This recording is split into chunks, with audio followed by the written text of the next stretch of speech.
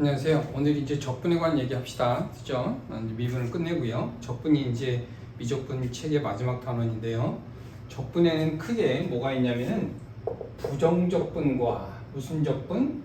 정적분이다. 이렇게 크게 두 개 파트로 나눠요. 물론 부정적분, 정적분 이런 개념이 이렇게 성립된 지는 200년도 채 안 됐어요. 리만이라는 수학자가 이 정적분의 계산이 굉장히 어렵거든요.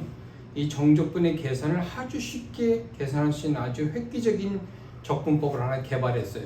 그러니까 리만 적분, 리만 전까지는 그냥 적분이라 해서 적분. 그럼 우리가 지금 얘기하는 부정적분은 뭐냐? 리만 전에는 뭘 했냐면요. 우리가 미분이 뭐예요? 도함수잖아요. 그죠?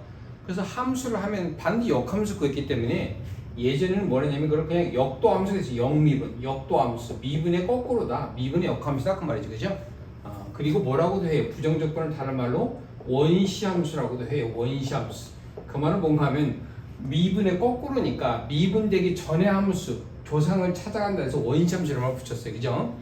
그런데 그러면 그때는 적분이 뭐였었냐? 구분을 해보면 적분의 뜻이 바로 뭔가 하면 예를 들면 볼게요.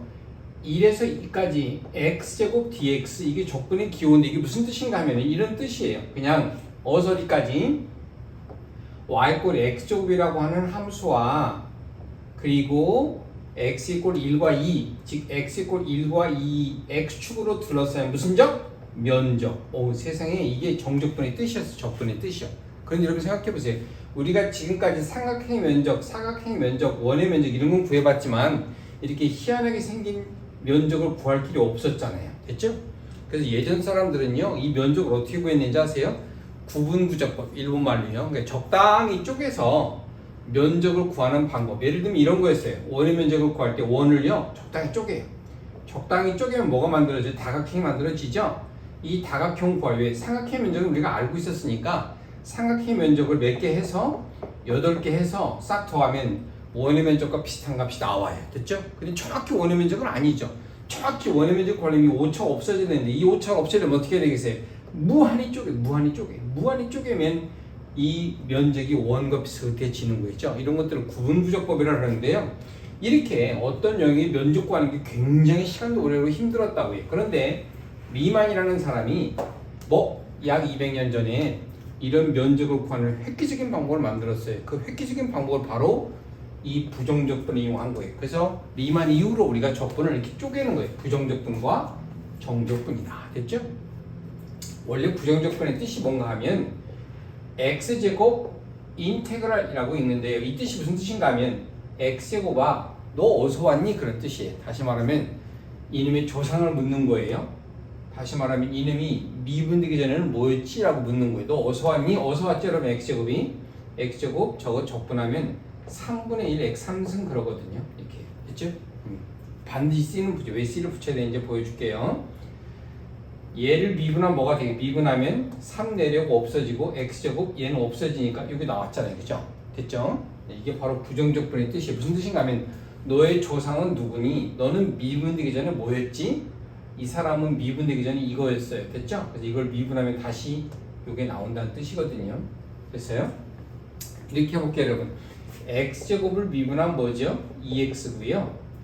x제곱 플러스 1을 미분해도 2x고요. x제곱 플러스 100을 미분해도 뭐예요? 2x예요. 됐죠? 이제 뭘 보고 여러분? 오른쪽을 보고 당신 어디서 왔습니까? 라고 물어보면 어디서 왔어요? 여기 조상이 써있잖아요. x제곱이라고. 됐죠? 당신 어디서 왔습니까? 물어보면 어디 있어요? 여기 조상이 써있으니까 이렇게 쓰면 되잖아요. 당신 어디서 왔습니까? 라고 물어보면 x제곱 플러스 100에서 왔어요. 됐죠? 그래서 우리가 일반적으로 2x야 당신은 조상이 누구였습니까? 라고 물어보면 이런 것들은 다 조상이 써 있는데 얘는 지금 조상이 없잖아요. 그렇죠? 그래서 추측해야 되는 거예요. 이놈의 조상의 몸은 똑같이 x제곱인데 뭐가 붙어요, 여러분? 여기 무수히 많은 상수값이 붙잖아요. 그죠? 그래서 그걸 C라고 부르는 거예요. 이걸 바로 우리가 부정적분이다 그랬어요. 그죠? 원래는 부정적분 말 대신에 대학 교재는 아직도 이 부정적분 어디 있어요? 미분의 끝에 있어요. 그죠? 그래서 미분의 역함수를 찾는 아주 중요한 논제로 만들어지는데요. 따라서 이놈의 원시함수는 x제곱 플러스 c다. 다시 말하면 이걸 미분하면 이 알갱이가 나와야 되는 거예요. 됐죠? 이게 부정적분의 뜻인데요.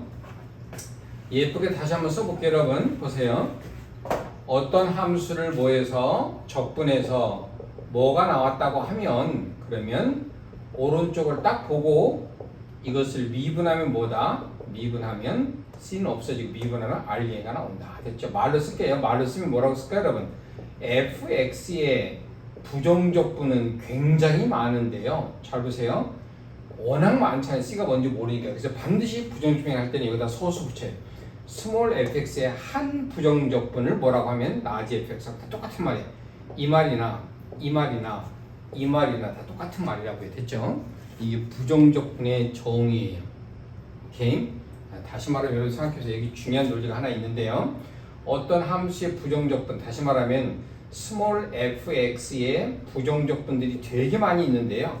이 부정적분들 중에 두 개를 gx, fx라고 두면 부정적분들 사이에는 무슨 관계가 있을까요? 부정적분들 사이에는 뭐밖에 차이밖에 없어요. 숫자만큼의 차이밖에 없어요. 됐죠? 굉장히 중요한 문제고요. 또 하나 중요한 것은 어떤 함수를 적분하고 그리고 미분하면 보세요.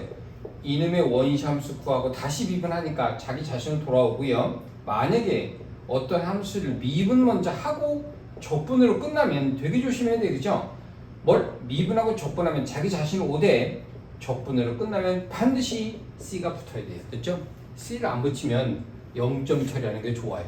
됐습니까? C를 안 붙여버리면 0은 안 써도 되잖아요. 그죠? 그런데 무수히 많은 답 중에 내가 하나를 쓴 거나 마찬가지니까 무수히 많은 답 중에 하나 쓰면 0점이거든요. 됐죠? 그래서 C를 안 쓰면 문제가 심각하다는 사실을 이해하고 부정적분은 반드시 C가 필요하다는 걸 여러분 염두에 둬야 돼요. 됐죠? 근데 이 부정적분이 리만이 뭐 하면서 이 정적분을 하면서 저 부정적분의 정의를 이용해서 이 부정적분의 계산법을 이용해서 정적분의 정의를 완성했어요. 그죠?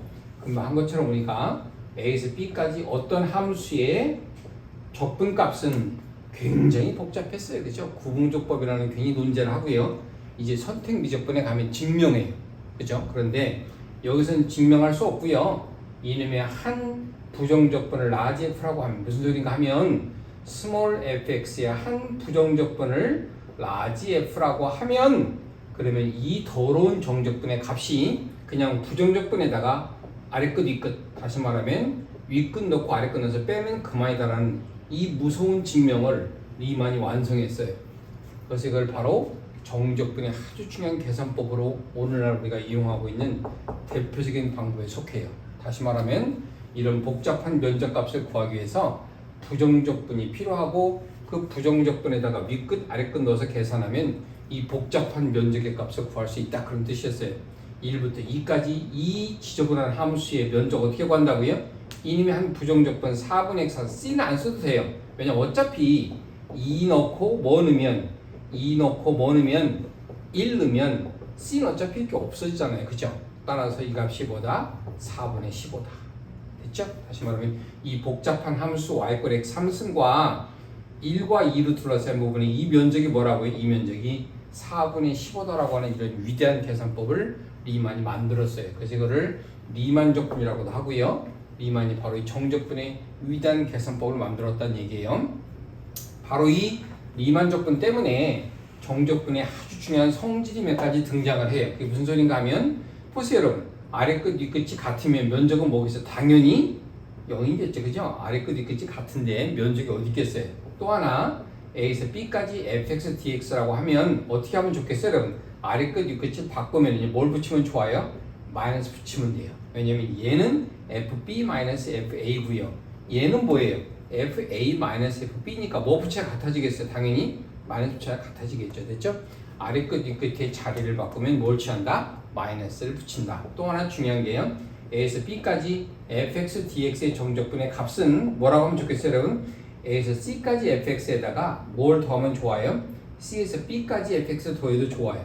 됐죠? 무슨 소린가 하면 A와 B의 적당한 C를 집어넣어서 이렇게 중간 역할을 하면 결국은 같아진다는 얘기예요. 됐죠? 조심해야 될 게 여기서 C는 반드시 A, B 사이에 있을 필요가 없어요. 됐죠? C는 어떤 건 상관없어요. 이게 1이고 2일 때 1이고 마이너스 1, 마이너스 1이고 2 해도 좋다는 얘기죠. 마이너스 1이 1과 2 사이에 있는 게 아니잖아요. 됐어요? 따라서 기본적으로 우리가 정적분이 이런 아주 중요한 연산법이 바로 이 리만 적분의 계산법 때문에 등장했다는 사실을 이해하고요.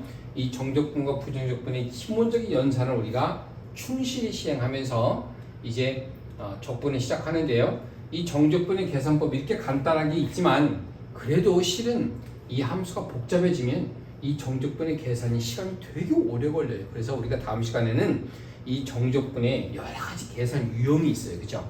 그래서 정적분의 계산에서 대표적인 몇 가지 유형을 설정하고 그리고 이 정적분, 리만 적분의 계산법을 등장하기 위해서 리만이 증명한 굉장히 중요한 식이 하나 있는데요. 그것도 하고 그리고 정적분의 여러 가지 계산법을 우리가 몇 가지 중요한 테마를 잡아서 정적분의 계산을 연구할 필요가 있어요. 그죠?